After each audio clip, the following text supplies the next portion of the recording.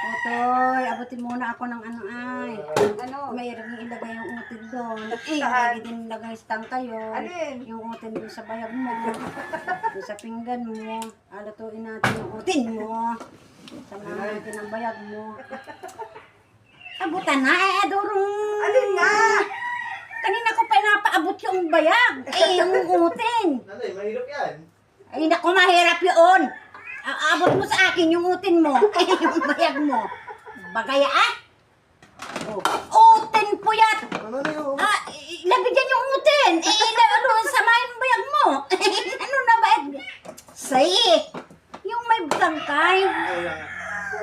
Huwag yung walang tangkay. Ano ba yun? Ano na, nanay? Sinabi na, gusto yung planggana, yung bilog. Parang bayag. Yung parang utin.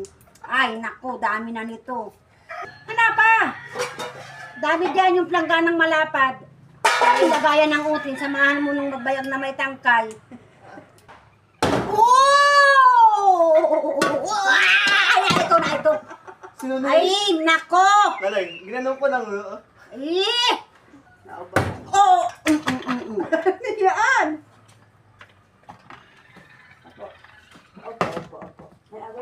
Ay! Oh, tapos na. Sige nga na, lutuan na. Isama mo na yung utin. Lagyan mo ng bayag. Pampasarap din yun. Oh! Pak! Pak! Ah! Nasabi na, matalong ka yan. Pati namang mga manok din napakaingay. Ate, mano kayo nadamay mo?